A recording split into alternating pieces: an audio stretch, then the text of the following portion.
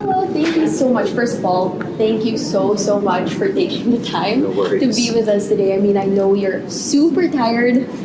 I mean, preparing for the tour, and then earlier I heard you were doing a sound check. Yes. So thank you so much. We really appreciate you taking the time to talk with us here on The Monster. So before we get started, why don't you introduce yourself to all our listeners? Of course. My name is Trevor, but I go by the name Fiji Blue. How's everyone doing? So Fiji Blue. Yes. What is the story behind that name? Oh man, I'm either really good at answering this or terrible, so let's see how we do. But yeah, the name itself, we always wanted to try to come up with something that kind of explained the music through a name, as a band tries to do. But yeah, I feel like we were always making music in blue light. I always was drinking Fiji water. I hate to say that those were the two reasons, but it was definitely kind of always there in front of us. But to me, the sound is supposed to kind of emit this beachy, chill type of vibe, and Fiji Blue is more of a color that I feel like I like to try to emit into the music. So, you would say that your name, Fiji Blue, has a lot to do with your sound?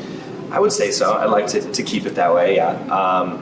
It's definitely something that I feel like has inspired some of the sounds that have come out. I try to imagine just what would it be like if I was sitting on a beach and I was feeling super sad.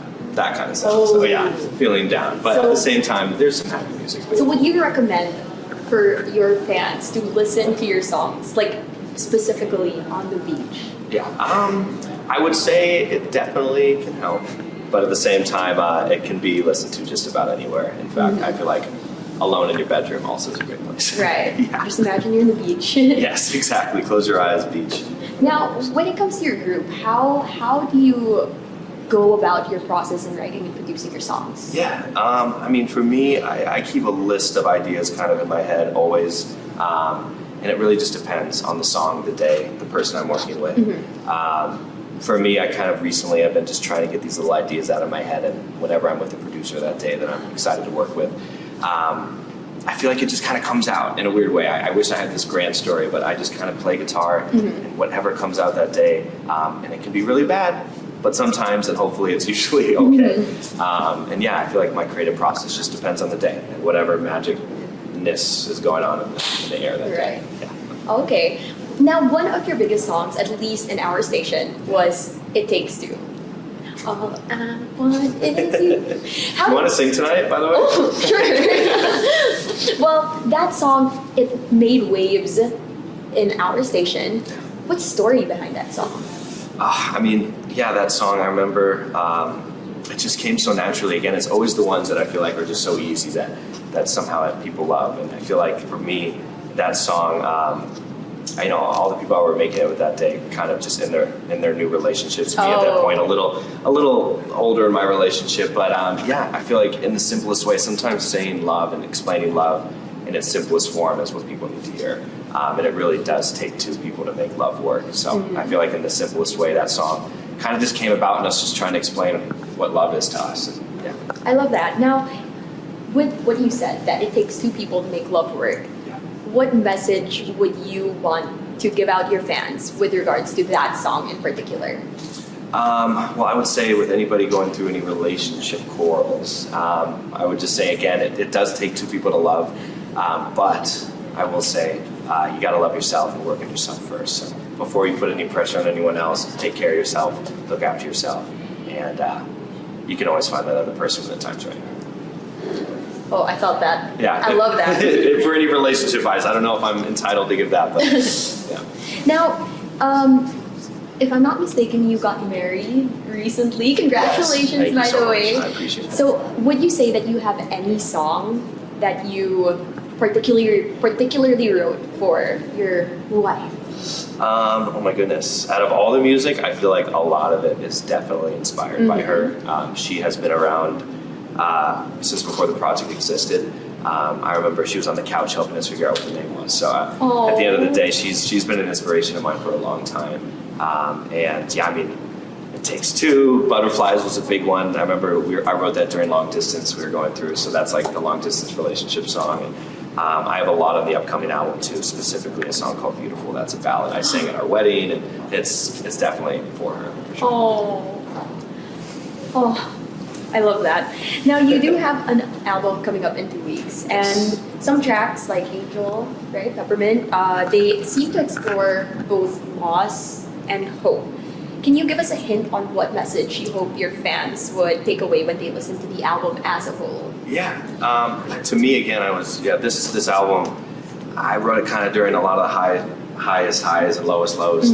I was getting married, I was going through some creative relationship things with people that I was trying to maneuver through, and to me, this album kind of takes you at least through my mental journey of that year when I wrote it, of how to maneuver through really great times and how to maneuver through loss. And I feel like the loss in this album is more so kind of friendship based, I would say, if I can specify.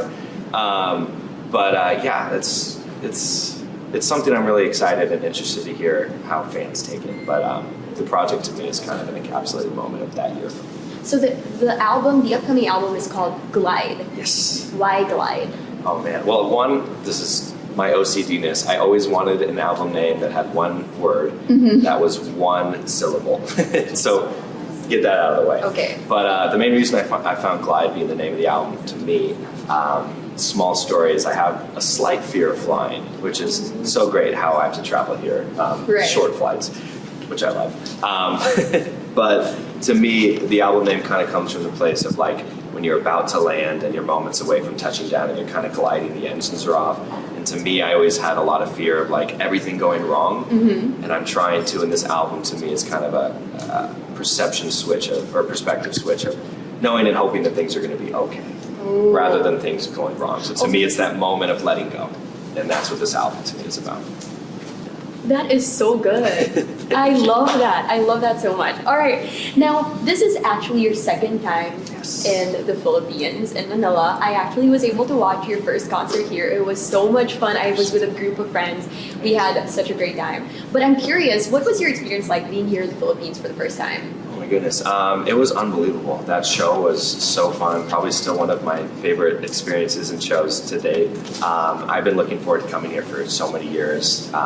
As the world was shut down and as all the messages were flooding in from the Filipino fans. My uncle lives here too, which was, obviously special to come see his plays and have him at the show. And it was really special. So, I mean, I'm still off the high of that show and I'm excited for tonight as well. The Filipino fans are amazing. So when you first came here, did you get to try any food that you have or are looking forward to having again in this stay? Absolutely. I mean, the food here is amazing. I know the pork and the rice is, I think we have, what's it called? Sisig rice or? Sisig rice? Yeah. I can't pronounce it. But we're having some of that delivered to our room in minutes, I'm told. My tour manager, Emmy, by the way. So the food here is amazing. I mean, I think, unfortunately, we don't have as much time as we'd all love to have here. I think we leave at 5 a.m. tomorrow morning. We're going to take in as much as we can in the green room and without getting sick before the show. But the food here is amazing, so it's definitely something I am looking forward to. I'm curious, aside from your upcoming album, is there anything else in the horizon that we should be looking forward to? Perhaps some collaborations or anything else? Yeah, I'm still waiting and hoping for the right collaboration to be that first one. I would love that. But yeah, I'm just basically, again, this album's been done for a minute. I'm excited for it to be out. I am starting to work on my next. Oh, wow. I don't want to call it album, project, whatever it is, but I'm excited for that to kind of, capture all the moments that have been happening recently in my life. And other than that, I just want to keep moving forward, and I'm excited to have not a big duration between album and next music. I just want to have the new music keep coming. So.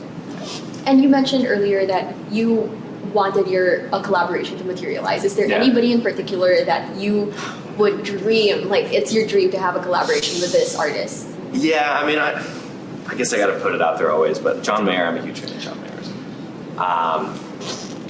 I want to keep hoping, but at the same time, John Mayer would be the dream. I'll just put it out there. Would be the dream. John Mayer. Come on. All right. Now, before we end, I mean, I'm sure you're tired and you still have to prepare for your show. Is there a message that you want to give out to our listeners, your fans on the Monster? Yeah. First off, thank you so much for listening. Thank you for being here and supporting this project and me. I'll never, again, really be able to properly thank all the Filipino fans for all the love I get over here. It's unbelievable that I get to make music 9,000 miles away or however long it is. Don't quote me on that. And then I get to be here and sing with you guys. So again, thank you so much for the support. I can't wait to continue to come back and grow that love. So thank you. Okay, and if they want to stay updated on all your music, on all your shows, where can they find you online? Yeah, Fiji Blue, anywhere. Just type it in, Instagram, YouTube, I'm there. Monster exclusive interview only on Manila's hottest Monster RX93.1.